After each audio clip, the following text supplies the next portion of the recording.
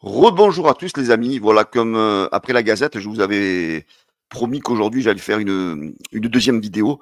Et voilà, cette vidéo, j'avais envie de la faire par rapport à ce projet de l'Olympique de Marseille. D'ailleurs, cette vidéo, je l'ai titrée OM, enfin un projet vers la stabilité. Alors c'est vrai que cette année, euh, on attendait ce mercato justement pour voir un petit peu comment ça allait se passer au niveau des arrivées et surtout au niveau des départs de l'Olympique de Marseille. Alors, on refait un petit peu le flashback des dernières saisons, voilà, avec des projets, on va dire, qu'on va appeler à la dérive, hein, des projets un petit peu qui étaient voilà, qui étaient pas terribles, hein, qui étaient un peu des projets voilà, bancals, hein, comme on dit, je sais pas comment on dit, voilà, des entraîneurs qui ne restaient pas, hein, voilà, on a vu des exemples de Sampaoli, de Tudor, voilà, on n'arrivait pas à garder nos entraîneurs, en plus on n'arrivait pas à garder les ossatures des équipes à chaque fois, on changeait chaque fois 80% de l'effectif, et c'est vrai que quelque part, ça avait mis en rogne la grande majorité des supporters et moi-même le premier, ben parce que les gens qui me suivent le savent très bien que Pablo Longoria, il a ramassé, il a pas mal ramassé il y a 2 saisons en arrière, pas l'année dernière, il y a 2 saisons en arrière.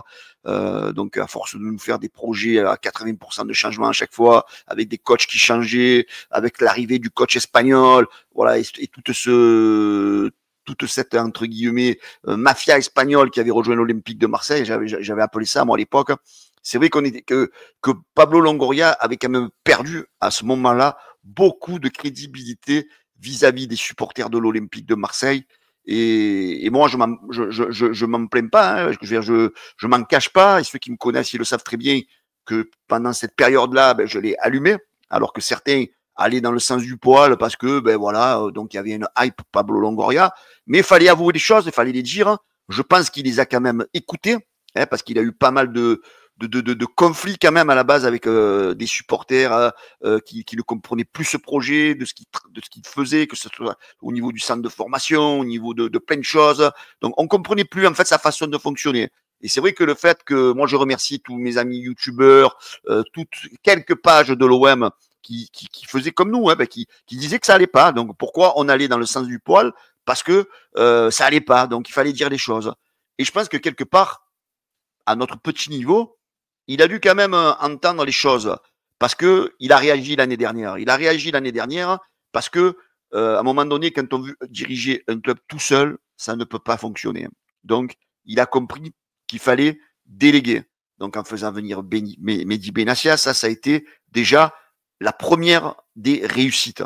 La première des réussites, même si vraiment au début, j'avais eu aussi quelques doutes, mais là, je me suis rendu compte de quoi était capable Mehdi Benassia donc pour l'Olympique de Marseille, il a fait un boulot exceptionnel depuis qu'il est arrivé. Donc ils se sont entourés de déjà Benassia a eu déjà la grosse idée de venir Roberto De Zerbi. Alors ça c'est vraiment je veux dire le truc principal hein, de ce nouveau projet sur 3 ans où Mehdi Benassia a fait venir vraiment le coach qu'il fallait venir. J'appelle ça moi un coach vitrine, un coach qui est apprécié par tous les joueurs, par beaucoup de joueurs, sa façon de jouer. Et c'est vrai en faisant venir Roberto De Zerbi, Benassia a eu, je crois, la meilleure des idées. Donc là, à partir de là, on s'était dit, bon, c'est bien beau d'avoir un coach, mais bon, on n'est pas qualifié pour la Ligue des Champions, on n'a pas de Coupe d'Europe, mais comment on va faire pour attirer des joueurs? Eh ben, c'est de là qu'est devenue la magie, on va dire, parce que malgré tout, quand tu as un board qui est bien construit, là, ben, ça attire des joueurs. On a fait venir Rabiot, on a fait venir des Hochberg, on a fait venir des Greenwood, on a fait venir donc pas mal de joueurs qu'on s'attendait pas, hein, une qualité de joueurs qu'on n'aurait jamais eu, même en période de qualification pour des coupes d'Europe. Là, on s'est dit bon, c'est pas mal, c'est pas mal. Donc l'objectif était de se qualifier pour la Ligue des Champions, pour la prochaine Ligue des Champions. L'OM réussit à finir deuxième, malgré des moments difficiles, malgré des moments de tension, parce que quelque part, ben, l'OM a balancé beaucoup d'argent aussi. Et l'OM, ben, si le projet, donc on sait que ce projet est parti sur les 3 prochaines saisons, donc on s'est dit, si l'OM ne réussit pas à se qualifier pour la Ligue des Champions, ça risque d'être compliqué pour l'année 2025-2026. Ben non. l'OM, malgré tout, malgré des passages compliqués, a réussi à tenir ses objectifs, c'est-à-dire finir deuxième de Ligue 1 et se qualifier pour la prochaine Ligue des Champions. Là, à la fin de saison, on s'est dit, bon, on va aller à la prochaine Ligue des Champions, mais de quelle manière on va y aider? Est-ce que ça va être encore comme les autres années? Est-ce que Roberto De Zerbi va encore partir? Est-ce que le coach va partir? Est-ce que nos meilleurs joueurs vont partir? Voilà, on avait ce doute-là. Et jusqu'à il n'y a pas longtemps, parce qu'on ne savait toujours pas la situation de Roberto De Zerbi, on ne connaissait pas la situation d'Adrien Rabiot. Et c'est vrai que moi, je vous avoue, hein, jusqu'à quelques jours en arrière, là, j'étais quand même un peu dans le doute et un peu dans la crainte. Là, on voit que Roberto De Zerbi a refusé quand même l'approche de plusieurs clubs, de plusieurs clubs en Italie. Il a carrément refusé l'offre de Tottenham. Et là, tu te dis, le mec, il reste à l'Olympique de Marseille. Donc, on sait qu'il y a eu une réunion à Boston. Je sais que dans cette réunion, il s'est dit pas mal de choses qui n'ont pas filtré. Sans doute les objectifs de la direction, les objectifs de McCourt, est-ce qu'il est prêt à renvoyer un petit peu du blé, on va dire, dans la sauce, quoi. Et là, donc, on apprend que finalement, ben, Roberto De Zerbi reste. On sait que lui, personnellement, l'argent, c'est pas ce qu'il attire. Hein. Lui, ce qu'il aime à l'Olympique de Marseille, c'est la ferveur des supporters. Lui, le premier, il se dit que c'est un tifosi. C'est quelqu'un qui, à la base, il est un supporter. Et quand il voit cette ambiance du Vélodrome, il dit, à Marseille, c'est trop beau. C'est trop beau. Donc, il pouvait pas quitter l'OM. Même si on avait ce doute-là, il est arrivé dans un OM sans Coupe d'Europe et il va quitter un OM qualifié pour la Ligue des Champions. C'était quand même improbable. Donc là, tu vois, je me dis, l'OM quand même a réussi à garder son coach, chose qu'on ne savait pas faire depuis quelques années. Là, c'est déjà pas mal. Après, on voit que Léo Balerdi, il est titillé par plusieurs clubs en Italie. On sait que l'OM pourrait éventuellement le vendre autour de 30 millions d'euros, mais a priori, l'OM ne veut pas le vendre. Alors, le joueur pourrait peut-être lui avoir l'envie. J'y crois pas trop de partir. Moi, je pense qu'il va rester Balerdi parce que Balerdi, il a été là dans toutes les mauvaises périodes de l'Olympique de Marseille.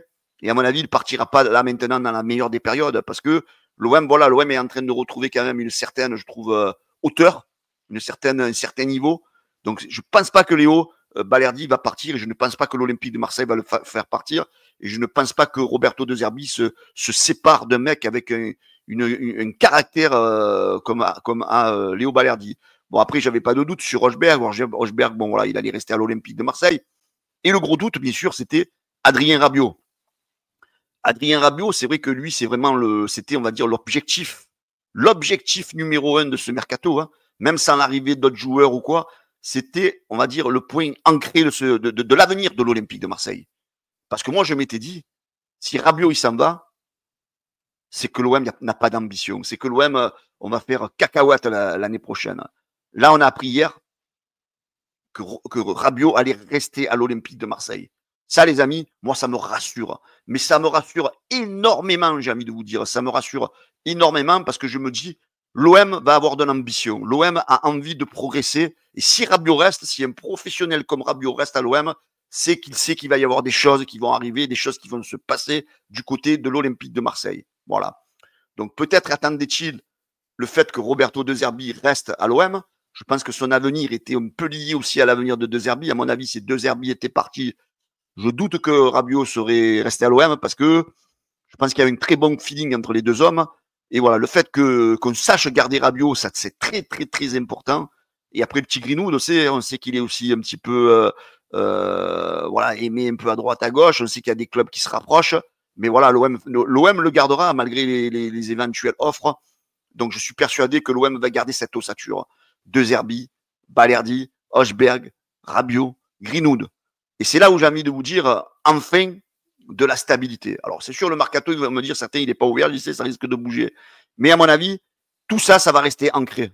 Justement, parce que si De Zerbi reste et si Rabiot reste, c'est qu'ils savent déjà que cette ossature, elle va rester et qu'on va apporter à l'Olympique de Marseille, justement, ce surplus pour construire enfin une équipe qui va être compétitive en Ligue 1 et en Ligue des Champions.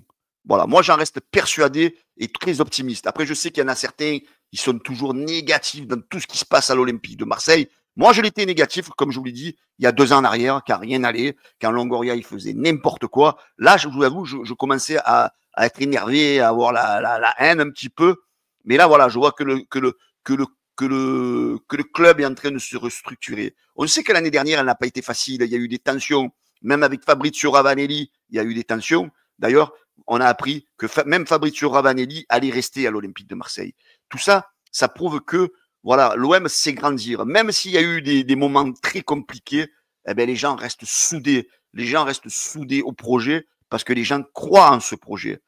Et donc, moi, je pense que si, à l'intérieur de l'OM, on croit au projet, moi, en tant que supporter, eh bien, je vais croire en ce projet parce que hier, on fait venir Angel Gomez, très bon joueur. Là, on parle du meilleur défenseur de la Championship, donc qu'on a réussi, nous, à avoir alors que beaucoup de clubs le voulaient. Et voilà, il y a plein de noms qui circulent, voilà, il y a des noms qui tournent autour de la planète OM. Alors, j'ai envie de vous dire que les noms qui tournent actuellement, c'est peut-être pas les joueurs qu'on aura, mais voilà, soyez confiants. Je pense que Benassia, en sous-marin, il est en train de il va nous faire une bonne équipe. Il y a des noms qui vont sortir, les amis. On sait que l'OM est en train de faire un mercato intelligent, c'est-à-dire avec des joueurs libres, mais des joueurs de qualité. Donc, ce qui permet à l'OM, voilà, de planifier son mercato, c'est-à-dire d'aller chercher des joueurs de qualité libres, plus, comme ça va leur permettre de mettre peut-être le paquet, voire sur un, voire sur deux joueurs, en termes d'indemnité de transfert. Voilà, moi je reste confiant. Je pense que le plan de l'OM, dans leur tête, il est établi. Je pense qu'on va avoir une bonne équipe l'année prochaine, les amis. Je pense qu'on va vibrer. Vous avez vu, ils sont en train de prendre des joueurs un peu mixités. On parle joueurs mixité british, mixité argentin. Tout ça, vous savez, c'est un peu le white spirit, la grinta. Tout ça pour faire une équipe, en fait, qu'on veut à l'OM. On veut des mecs qui se lancent, qui soient combatifs sur le terrain. Et moi, je reste persuadé, les gars, qu'ils vont nous concocter une bonne équipe l'année prochaine. Franchement, je reste très, très confiant. Ils vont nous construire une équipe à l'image de Marseille, c'est-à-dire une équipe combative, une équipe qui va nous régaler sur le terrain. Je fais confiance en De Zerbi, une équipe so-british. Voilà, ils sont allés chercher des joueurs anglais libres, des joueurs, on sait, qui pourront être un petit peu observés par les clubs de première ligue. Et moi, je dis que c'est très intelligent. Tu fais venir des joueurs, tu les payes pas. Et on sait très bien qu'il y aura la première ligue qui sera à l'affût. Et tout ça, c'est des joueurs, les amis. Dans 2-3 ans, si tu flambes en Ligue des Champions, c'est des joueurs, tous ces jeunes qui arrivent là. Tu vas pouvoir les revendre des 50, des 60 et des 70. Voilà. Ça, je dis que c'est très, très, très intelligent de la part du board de l'Olympique de Marseille. Voilà, les amis. Moi, voilà, j'avais envie de faire cette vidéo juste pour dire enfin de la stabilité. Enfin, un coach qui reste. Et enfin, on garde nos meilleurs joueurs. Et à tout ça, on va y ajouter de la plus-value. Voilà. Je reste très, très, très confiant pour la saison prochaine. Les amis, voilà, donnez-moi vos avis en commentaire, ce que vous pensez, vous, par rapport à la prochaine saison qui arrive, par rapport à ce mercato qui est en train de se dérouler. Voilà, dites-moi un petit peu votre avis, où vous en êtes, vous. Est-ce que vous croyez à ce projet et est-ce que vous pensez que l'OM sera bon l'année prochaine? Voilà, les amis, pensez à vous abonner au canal Olympien, partagez, likez et je vous dis à bientôt. Ciao les gars.